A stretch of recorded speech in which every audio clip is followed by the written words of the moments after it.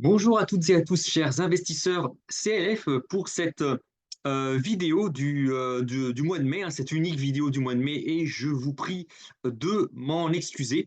Donc pour ce point de marché, et qui sera assez analytique. Alors, il n'y aura pas énormément de slides, mais l'idée est quand même de vous exposer les paradoxes apparents qui peuvent exister sur les marchés, puisqu'on voit d'un côté euh, une situation économique qui n'est pas florissante, qui n'est pas mirobolante, euh, des tensions géopolitiques qui sont vraiment flagrantes, et en même temps, on a des marchés financiers qui résistent très très bien. Et donc, du coup, on pourrait se poser la question, bah, pourquoi est-ce que les marchés sont fous, etc., etc. Et donc, l'idée de cette petite vidéo, en fait, c'est de vous expliquer qu'en réalité, il y a une rationalité derrière cet environnement très anxiogène que véhiculent les médias. Alors, ça ne veut pas dire que tout est rose, tout est beau. On voit bien les morts qui s'accumulent sur le front russo-ukrainien, les morts qui s'accumulent à Gaza. Donc, c'est pas, on ne peut pas dire que la situation, elle est apaisée. Néanmoins, les marchés analysent cela avec une certaine rationalité. Et donc, du coup, bah, je vous prie par avance de m'excuser si vous pouvez me trouver peut-être froid dans mon analyse, hein. C'est pas du tout mon cas, mais j'essaye juste de vous expliquer comment les marchés financiers, puisque c'est une chaîne sur la liberté financière, sur la bourse, sur l'immobilier, sur les marchés. Et donc, je vais essayer de vous expliquer comment les marchés interprètent les choses.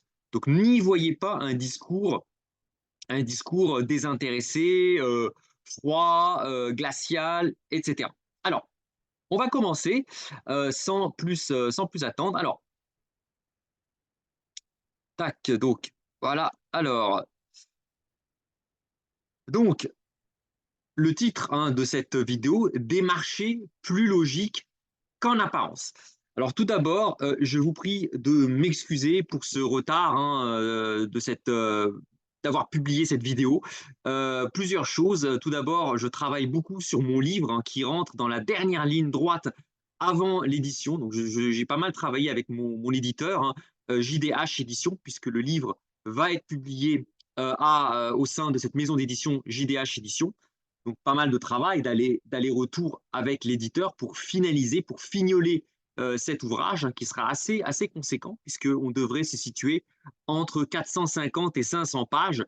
Donc il y a pas mal de choses. Hein, ça sera vraiment une vraie bible sur la liberté financière. Donc voilà, donc c'est ce qui expliquait un petit peu mon absence pour des points de marché plus réguliers. Et le deuxième point, c'est que vous savez sans doute comme moi qu'on est en pleine période de déclaration fiscale. Hein. Vous êtes toutes et tous en train de déclarer vos impôts. Et donc, du coup, bah, en tant que conseiller en investissement et gestion de patrimoine, bah, j'accompagne mes clients qui le souhaitent, à les aider à déclarer les différents investissements qu'ils ont effectués avec moi. Donc voilà, sans parler enfin du fait que je suis encore salarié, puisque voilà, je n'ai pas encore quitté le monde du salariat, donc je mène en fait une bataille sur trois fronts, ce qui explique ma discrétion sur YouTube. Alors, l'idée n'est pas non plus de faire trop voilà, de publicité, hein. Je vous donnerai plus d'informations sur le calendrier de publication de mon ouvrage. Donc pour le moment, donc l'objet de cette vidéo, ça sera vraiment de vous présenter les différents points. Donc comment les médias nous présentent les différents conflits et comment les marchés les perçoivent. Donc ça, c'est vraiment important pour ne pas se tromper. Alors, le conflit russo-ukrainien, tout d'abord. Donc là, vous savez, si vous allez dans pas mal de médias, on vous explique qu'on est à la veille d'une invasion de l'Europe par la Russie de Poutine, que Poutine va défiler avec ses chars jusqu'à Brest, hein, de Moscou jusqu'à Brest, etc., etc. Bon, ça peut être tentant effectivement de dramatiser la chose, hein, mais en réalité, Poutine ne veut pas envahir toute l'Ukraine. Il n'en a pas intérêt de toute manière. Et enfin, Poutine ne veut pas et ne peut pas de toute manière envahir l'Europe. Hein. Quand on regarde d'un point de vue rationnel, les forces qui s'opposent à la Russie, qui sont en face de la Russie, les forces de l'OTAN, sont beaucoup, beaucoup plus fortes que l'armée russe. Hein. Et là, c'est pas du tout faire preuve d'anti-russe. Hein. Moi, enfin, vous me connaissez, hein, cette chaîne n'est pas du tout une chaîne pro-ukrainienne, pro-russe, pro je ne sais pas quoi. C'est une chaîne, voilà, l'idée c'est d'être rationnel. L'armée russe n'a pas les moyens, alors elle a les moyens de vaincre l'armée ukrainienne si celle-ci n'est plus soutenue par les Occidentaux, mais l'armée russe n'a clairement pas les moyens de s'opposer à l'ensemble des pays de l'OTAN. Rien que les États-Unis d'Amérique ont une armée beaucoup, beaucoup plus puissante que la Russie, et même beaucoup plus puissante que toutes les armées du monde réunies, rien que l'armée américaine. Donc, très clairement, la Russie ne peut ni ne veut envahir l'Europe. En réalité, la logique du conflit, elle est beaucoup plus basique que ce que les médias veulent nous faire croire. En réalité, Poutine profite du fait que l'opposition républicaine aux États-Unis ait bloqué l'aide à l'Ukraine pendant plusieurs mois. Donc là, l'aide a fini par être débloquée, mais il faut du temps pour que l'aide arrive au front ukrainien. Et donc, Vladimir Poutine veut avancer au maximum ses pions en Ukraine pour pouvoir ensuite négocier, geler, négocier euh, les régions qu'il estime être dans le giron russe, à savoir Donetsk, Louhansk, Zaporijé et Kherson, en plus de la Crimée qui avait déjà été annexée en 2014. En réalité, Vladimir Poutine avance au maximum ses pions, le temps que les Ukrainiens puissent bénéficier des armes occidentales, et il joue la montre, Vladimir Poutine, en attendant, en espérant que Donald Trump revienne au pouvoir aux États-Unis pour mettre fin au conflit russo-ukrainien par des négociations. En réalité, on pourrait penser, parce que les Russes reprennent leur avancée en Ukraine, que ça y est, les Russes vont arriver jusqu'à Rouen, jusqu'à Rennes. En réalité, les Russes essayent de leur objectif est de conquérir l'ensemble du Donbass au plus vite, en espérant que Donald Trump arrive aux affaires aux États-Unis pour geler et mettre fin au conflit en faisant admettre aux Occidentaux que le Donbass est définitivement russe. Vous voyez, on n'est pas du tout dans un apocalypse, voilà, quand vous entendez certains responsables politiques, notamment Valérie Ayé, qui nous explique que il faut surtout pas que le Donbass tombe entre les mains de la Russie, sinon ça sera une inflation galopante, ça sera, etc., etc., et que chaque euro que le contribuable français donnera à l'Ukraine, c'est de l'argent que l'on évitera de perdre en cas de conquête, entre guillemets, du Donbass par la Russie, c'est totalement faux. Totalement faux. Durant l'époque de l'Union soviétique, le Donbass était entièrement entre les mains du régime soviétique, du régime communiste soviétique. Euh, est-ce que en France, on avait des famines? Est-ce qu'on manquait de blé? Est-ce qu'on manquait de maïs? C'est faux. Donc là, on a des médias qui essayent de dramatiser la situation, alors qu'en réalité, la Russie n'a pas les moyens. Elle n'a pas les moyens. Je ne dis pas que Vladimir Poutine se rêve en Pierre le Grand. Bien sûr, Vladimir Poutine aimerait bien devenir Pierre le Grand, de devenir comme Staline, euh, mais il n'en a pas les capacités, il n'en a pas les moyens. Donc clairement, toute personne rationnelle sait que la Russie ne peut pas envahir l'Europe. Hein. La Russie, voilà, au pire, voilà, Poutine arrivera peut-être à prendre Kharkiv et encore, vu le nombre de soldats mobilisés sur le front, il n'en a pas les moyens, il n'a pas les moyens de prendre Kharkiv. Donc, je vous laisse imaginer envahir l'Europe, la France, etc.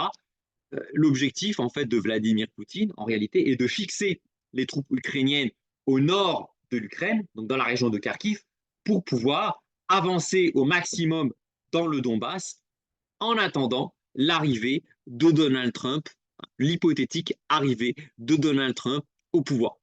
C'est tout. Et d'ailleurs, on le voit sur les marchés financiers. Hein, si il y avait un vrai risque que la Russie envahisse toute l'Ukraine et déboule en Europe, on n'aurait pas le blé à 600 ou 650 ou 700. On aurait le blé à 1500 ou 2000. Pareil pour le maïs, on n'aurait pas un maïs à 400 et des brouettes, on aurait un maïs à 1000, 1000, 1000, 1100. Vous voyez. Donc clairement, les marchés sont quand même beaucoup plus rationnels que certains médias ou certains représentants politiques veulent bien le dire. Donc, voilà un petit peu pour le conflit russo-ukrainien. On va passer à l'autre conflit, le conflit israélo-palestinien et le conflit Iran-Israël. Alors, tout d'abord, là encore, je sais que parmi les personnes qui me suivent, il y a beaucoup de musulmans, il y a beaucoup aussi de nos compatriotes juifs. Là encore, il s'agit de présenter les choses de manière froide. Hein. Moi, je ne prends pas parti pour l'un et pour l'autre. Tout d'abord, l'islam n'est pas, le Hamas n'est pas l'islam. Euh, le Hamas a commis le 7 octobre des actes de barbarie, très clairement. Il s'en félicitait, il se filmait en train de commettre les atrocités qui ont été commises. Euh, c'est vrai, mais le Hamas n'est pas l'islam. Moi, j'ai plein d'amis musulmans qui ont été horrifiés par les atrocités commises le 7 octobre. Donc déjà, ça, il faut faire attention aux médias qui essayent de nous transformer une guerre finalement entre des personnes politiques qui ont des agendas en une guerre de religion. Hein. Les musulmans ne sont pas antisémites. Voilà, effectivement, alors le Hamas, très clairement, voilà, il souhaite la destruction d'Israël et ses dirigeants, mais les musulmans, dans leur ensemble, n'ont aucun problème ni avec les Juifs, ni avec Israël. Premièrement. Deuxièmement, euh, Netanyahou, Benjamin Netanyahou, et son gouvernement d'extrême droite, et là, c'est pas de la diffamation, hein, vous allez voir sur les plateaux télévision, l'écrasante majorité des intervenants, clairement, avouent que Benjamin Netanyahou a un gouvernement qui n'a jamais été aussi à l'extrême droite depuis la naissance d'Israël. Et Benjamin Netanyahou ne représente pas le peuple juif. Donc critiquer les actions de Netanyahou, ça ne veut pas dire être antisémite. Et là encore, la plupart des personnes de confession juive que je connais travaillent, s'entendent très bien avec les musulmans. Donc, donc voilà, il ne faut pas chercher à faire de ce conflit un conflit, euh, un conflit de civilisation entre les musulmans et les juifs. C'est faux. Vous avez quelques personnes qui ont des agendas politiques. On a les dirigeants du Hamas qui veulent exister, qui ont voulu mettre un coup de pied dans la fourmilière des accords d'Abraham, justement les accords d'Abraham qui marquent un rapprochement entre les pays du Golfe, notamment l'Arabie saoudite et l'État hébreu. Et on a le Hamas qui voulait, qui avait un intérêt, un agenda politique à essayer de se remettre au centre du jeu. Et ils n'ont rien trouvé de pire que de commettre des atrocités en Israël. De l'autre, on a Benjamin Netanyahou qui, alors, je pense qu'il a été très surpris par l'attaque du Hamas. Je pense qu'il ne s'y attendait pas. Ça serait faire preuve de théorie du complot en disant que Netanyahou savait que le Hamas allait commettre de telles atrocités. Je pense qu'il a été surpris. Néanmoins, il faut reconnaître que Netanyahou profite de la situation pour avancer dans un agenda sur Gaza et en même temps en Cisjordanie. Très clairement, Benjamin Netanyahou profite quelque part d'un effet d'aubaine pour finalement aussi, il faut reconnaître, commettre des exactions sur les territoires palestiniens. Parce que si l'objectif était juste de vaincre le Hamas, on peut faire ce qu'ont fait les Alliés quand ils ont dénazifié l'Allemagne. Qu'ont fait les Alliés, les Soviétiques, les Anglo-Américains, ils ont envahi l'Allemagne. Donc oui, effectivement, il y a eu des morts, mais il y avait un plan d'après-guerre. Avant même que l'armistice le 8 mai ne soit sonné, il y avait déjà, avec notamment les accords de Yalta, il y avait déjà un plan d'après-guerre pour reconstruire l'Allemagne. Là, aujourd'hui, on voit très clairement que Benjamin Netanyahou n'a aucun plan pour sur Gaza. Et il n'en veut pas d'ailleurs. Il n'en veut pas parce que si l'objectif était de vaincre le Hamas, on pourrait très très bien mettre en place une coalition, ce que disait Emmanuel Macron au tout début du conflit, entre Israël et l'Égypte, qui quelque part avancent tous les deux dans Gaza, les Égyptiens en remontant par le sud, les Israéliens en descendant au nord. Vous mettez en protection le peuple, les Palestiniens, vous faites un filtre et vous traquez les dirigeants du Hamas. Un peu comme ce qu'ont fait les Soviétiques et les Américains qui ont occupé l'Allemagne, qui ont aidé, proposé un plan pour reconstruire l'Allemagne, tout en traquant les dirigeants nazis, qui a, avec notamment le célèbre le tribunal de Nuremberg. Mais là, Benjamin Netanyahou ne veut pas.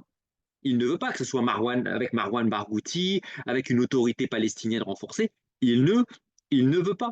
Il préfère finalement garder un Hamas en l'agitant comme une marionnette pour poursuivre ses opérations dans la bande de Gaza. Et ça, c'est pas du tout faire preuve de théorie du complot. Vous avez énormément de personnes qui partagent ce point de vue, y compris plein de personnes de confession juive. Donc, c'est pas du tout un problème de religion. On n'est pas dans une guerre de religion. Et d'ailleurs, le Hamas est assez isolé. Vous avez énormément de pays arabes qui espèrent que Israël mettra fin quelque part aux activités du Hamas. Donc c'est pas, on a ici un conflit entre des personnes, des dirigeants du Hamas d'un côté, des dirigeants israéliens de l'autre, qui ont un agenda politique.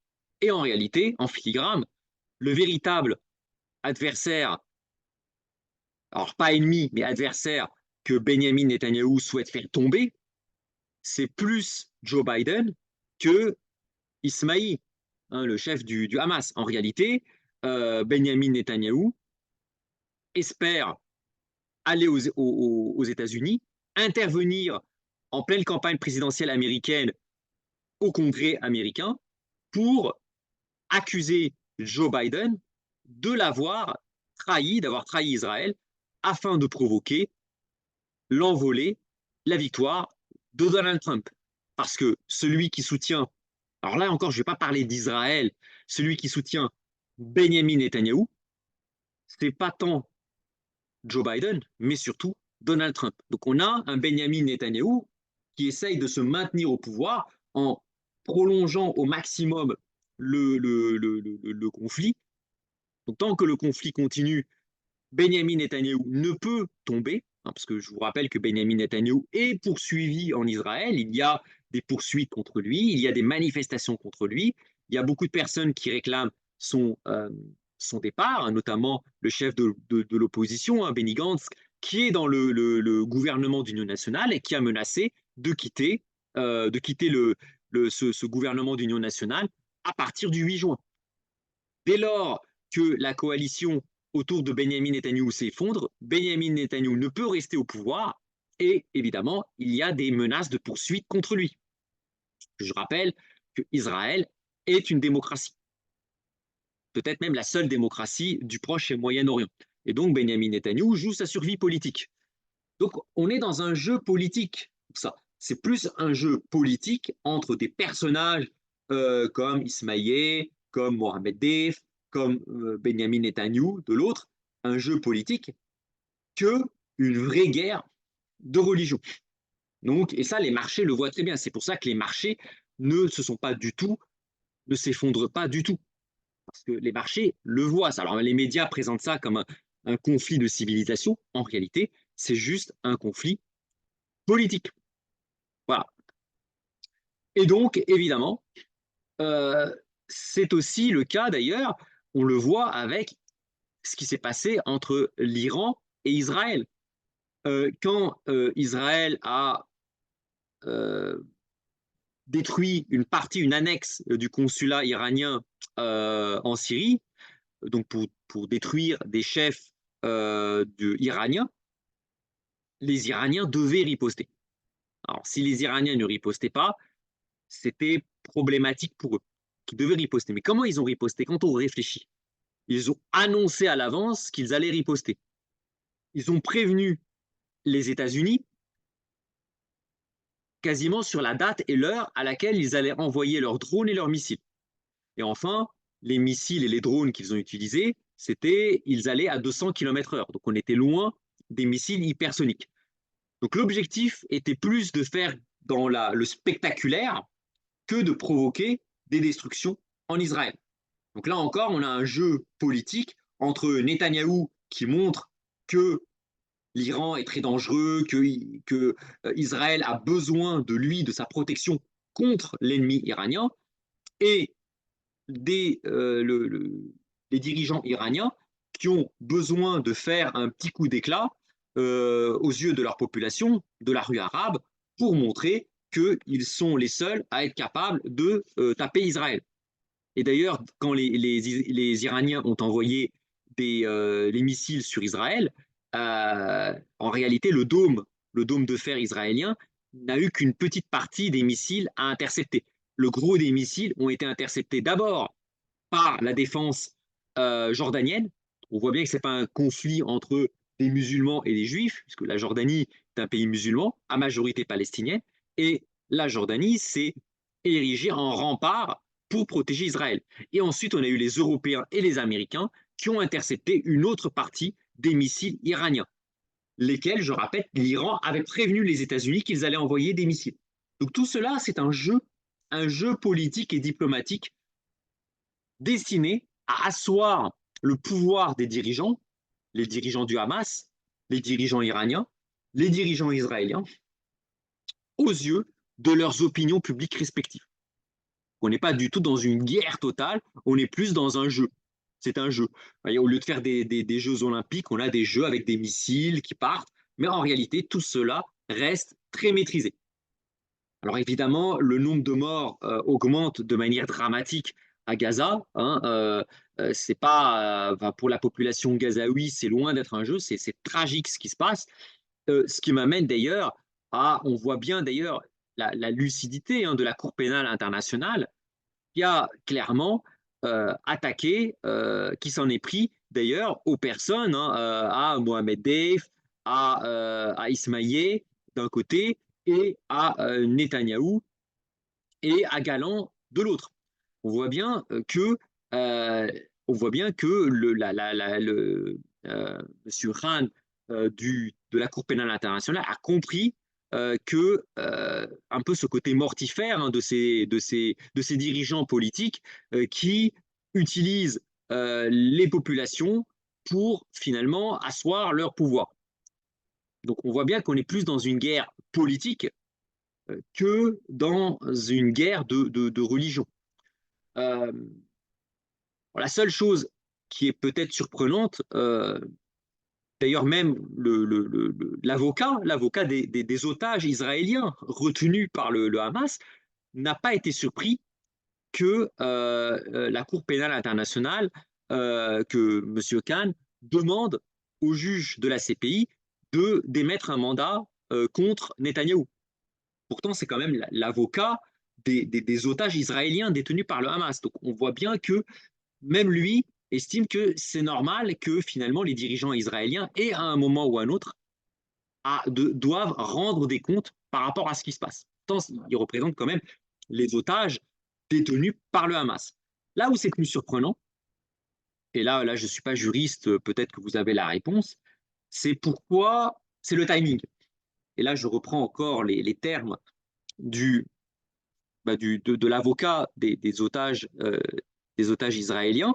C'est pourquoi avoir attendu autant de temps de la part du procureur pour inculper le Hamas. Il aurait très bien pu, dès le mois de novembre, demander à ce que les dirigeants du Hamas soient inculpés et transférés à la Cour pénale internationale pour y être jugés, puisque les atrocités commises par le Hamas, elles étaient documentées dès la fin octobre. On savait ce qu'avait fait le Hamas. D'ailleurs, ils se prenaient eux-mêmes en vidéo pour montrer leurs actes. Donc, on pouvait très facilement les inculper.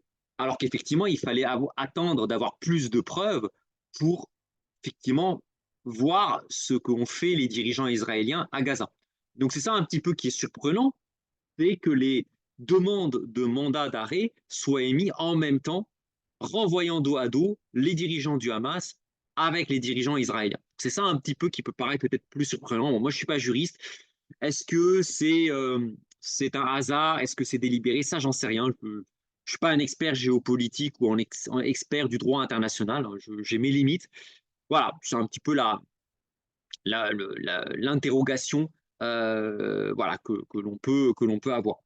Et enfin, toujours dans ce conflit israélo-palestinien, on a eu la semaine qui est passée 3 pays européens qui ont reconnu, hein, donc on a l'Irlande, la Suède, je crois, et l'Espagne. Et l'Espagne qui a marqué un coup en reconnaissant un État, l'État palestinien.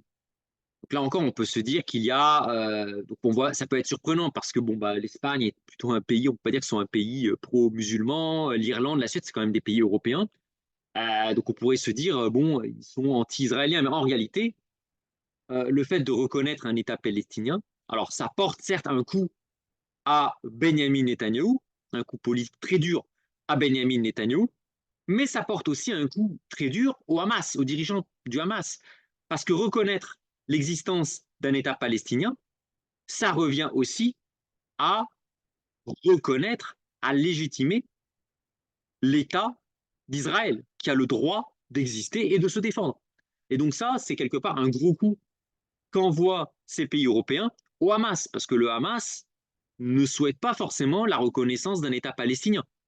Pour les dirigeants du Hamas, la Palestine, avec un grand P, ça va de la mer au Jourdain. Donc pour les dirigeants du Hamas, la Palestine doit exister, doit s'imposer sur les cendres d'Israël. Donc le fait de reconnaître un État palestinien dans des frontières prédéfinies revient quelque part aussi à donner un coup au Hamas. Donc ce n'est pas forcément une mauvaise chose.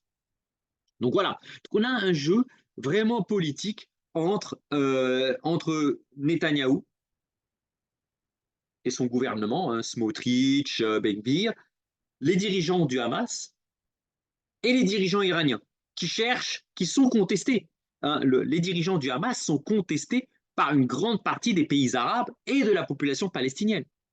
Les dirigeants israéliens, les actuels dirigeants israéliens, Ben Gvir, Smotrich, Netanyahou, sont aussi contestés au sein de leur propre population. Quant aux dirigeants iraniens, hein, on voit que la rue iranienne conteste de plus en plus le régime. On voit les femmes qui manifestent, qui ne veulent plus être voilà, emprisonnées dans un voile intégral. On voit qu'il y a aussi une envie d'une partie croissante de la population iranienne de se libérer du joug des mollahs. Donc on a des dirigeants plutôt extrêmes, il ne faut pas avoir peur des mots, hein, les dirigeants iraniens, les dirigeants israéliens, les dirigeants du Hamas, qui cherchent à se maintenir au pouvoir en utilisant le conflit en cours. Voilà.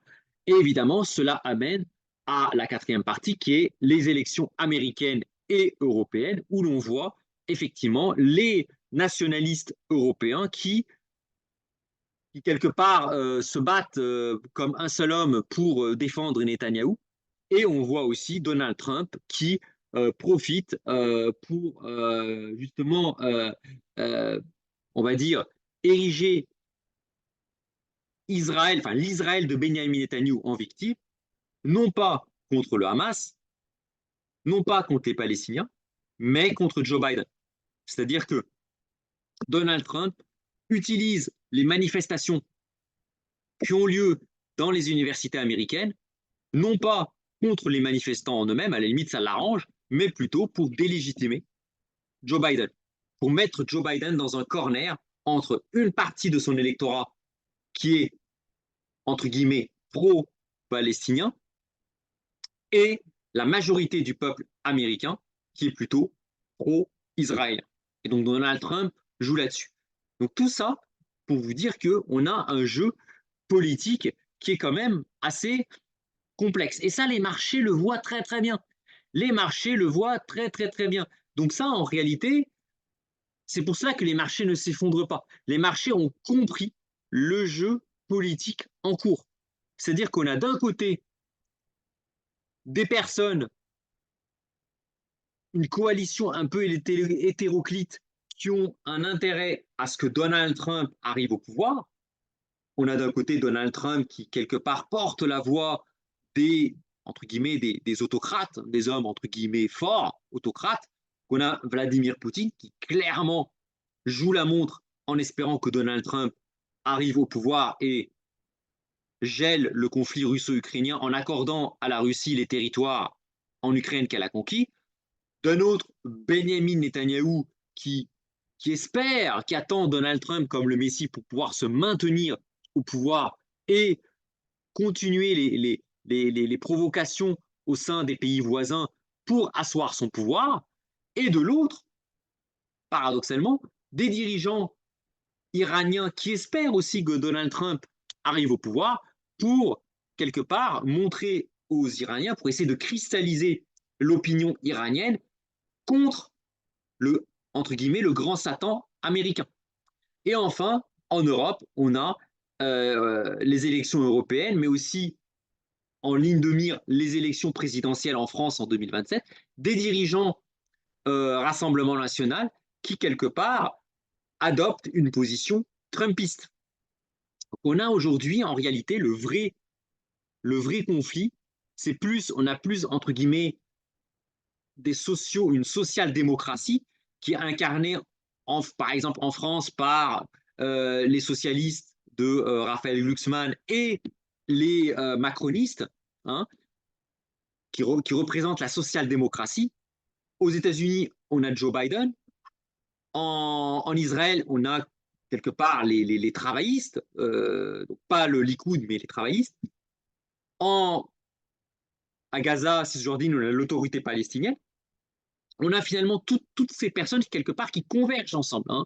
Les centristes israéliens, je pense qu'ils ne voient pas d'un mauvais œil l'autorité palestinienne, qui ne voient pas d'un mauvais œil les sociodémocrates comme Emmanuel Macron ou Raphaël Glucksmann, qui eux-mêmes voient d'un bon œil Joe Biden. Et de l'autre, on a une alliance quelque part de nationalistes qui, en apparence, peuvent se combattre. Poutine, Netanyahou, Erdogan en Turquie, Donald Trump, Khamenei en Iran, qui peuvent se combattre, mais qui en réalité s'alimentent entre eux. Et ça, les marchés l'ont très bien compris, et c'est ce qui explique que les marchés ne s'affolent pour le moment pas. Néanmoins, et c'est la fin de cette vidéo, on n'est pas à l'abri d'un accident. C'est-à-dire que, oui, par exemple, les missiles envoyés par l'Iran contre Israël, clairement, il y avait clairement pas une volonté iranienne de détruire Israël. Très clairement. Néanmoins, plus on multiplie les provocations pour asseoir son pouvoir au sein de sa propre opinion publique, et plus il y a un risque d'accident. Imaginez un missile russe je sais pas, qui au lieu d'aller de taper par exemple Lviv, qui est en Ukraine, tape Varsovie, en Pologne, ça peut provoquer un embrasement. Euh, une, une attaque iranienne, une riposte iranienne à une provocation israélienne qui, au lieu de taper gentiment le dôme de fer des missiles iraniens, passe par accident au travers du dôme de fer et explose à Tel Aviv, provoquant des centaines de morts israéliens. Et là le conflit peut s'embraser. Donc on a quand même des risques que, pour le moment, on est dans un conflit maîtrisé, mais plus il y a des provocation et plus il y a un risque que ça dérape. Je rappelle la Première Guerre mondiale, il y avait des alliances, un jeu d'alliances, hein, la triple entente France, Royaume-Uni, Russie, contre la triple alliance, notamment avec l'Autriche-Hongrie, l'Allemagne et la Turquie. On avait la triple entente contre la triple alliance. Personne ne voulait vraiment la guerre, on était dans un jeu d'intimidation. Et puis, il y a eu l'attentat de Sarajevo à l'été 1914 qui a provoqué, qui a mis le feu aux poudres. Il n'est pas exclu qu'un accident puisse provoquer, par un jeu d'alliance, un embrasement du conflit. Et c'est ce qui explique pourquoi, alors que les marchés actions se tiennent bien, on a également l'or et l'argent qui augmentent de manière assez rapide. Voilà. Voilà un petit peu voilà, ce que j'avais un peu à dire sur ce point de marché. Donc, je n'ai pas fait énormément de graphiques. On a des bourses qui sont pas très très loin de leur record historique, alors qu'ils n'arrivent pas à percer. On voit que le Dow Jones n'arrive pas à percer la zone des 40 000 points. Le CAC 40 qui n'arrive pas à dépasser la zone des 8 250 points. Le Nikkei qui n'arrive pas non plus à dépasser la zone des 40 000 points également. On voit que les indices, tout en restant très hauts, butent sur des résistances, mais sont loin de s'effondrer parce que les marchés ne croient pas à une volonté des différents belligérants de provoquer un conflit mondial. Mais de l'autre, on a une montée, entre guillemets, une montée des périls avec un risque d'accident qui fait qu'on a progressivement l'or, l'argent qui continue à augmenter parce que le risque, quelque part, qu'il y ait un dérapage n'a jamais été aussi élevé depuis des décennies. Voilà. Voilà un petit peu mon interprétation sur ce qui se passe sur les marchés. Donc, les marchés sont beaucoup plus rationnels qu'on peut le penser. Donc, il faut être très prudent. Là encore, éviter de faire un all-in en croyant que les marchés vont encore faire 100% de hausse en allant à fond, en mettant tout son argent sur les marchés boursiers. Il faut être prudent, mais en même temps, il ne faut pas céder à la panique, céder au pessimisme véhiculé par les médias en disant que tout va s'effondrer, que c'est l'effondrement assuré, en shortant les marchés. Voilà un petit peu pour voilà, cette vidéo. En tout cas, je suis ravi de vous avoir retrouvé, d'avoir échangé avec vous par rapport au marché, par rapport à la géopolitique, par rapport à la manière dont les marchés interprètent ce qui se passe. Hein. Donc, on n'est pas du tout dans une guerre de civilisation, sinon les marchés auraient déjà perdu 30 ou 40%. La situation est quand même beaucoup moins catastrophique que ne peuvent le véhiculer les médias. Néanmoins, il convient de rester très prudent. Il y a beaucoup d'élections qui arrivent, élections européennes, élections américaines, et donc du coup, il faut être prudent parce que un accident peut quand même très vite arriver, comme le dénote la progression de l'or et de l'argent. Voilà, écoutez, en tout cas, moi je vous souhaite un très très bon week-end, une bonne semaine. Prenez bien soin de vous, de vos proches. Et moi, de toute façon, je vous donnerai des nouvelles aussi sur le calendrier de la publication de mon livre. Voilà, écoutez, en tout cas, prenez bien soin de vous et moi je vous dis à bientôt. Au revoir tout le monde.